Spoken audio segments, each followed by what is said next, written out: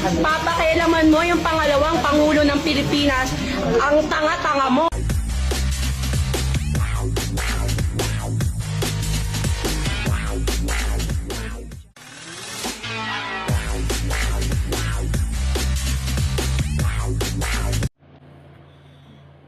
So guys, may isang estudyante dito was interviewed about the sona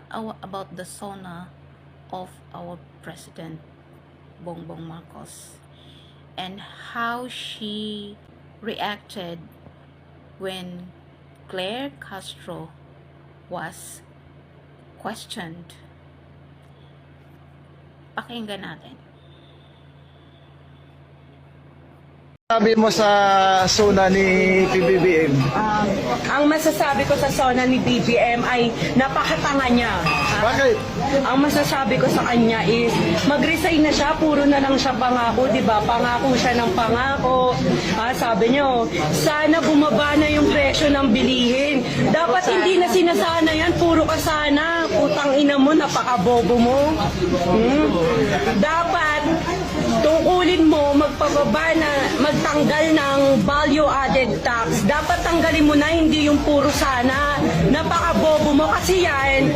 Ayan si BBM, ano niya, yung people never change. Inano niya, tinupad niya yung people never change. Kasi pinanganak siyang bobo, lumaki siyang bobo, mamamatay siyang bobo. Grabe. Wala yang utak si BBM kasi alam lang yan, magnakaw ng magnakaw at suminghot ng tawas. Huwag mo magitin.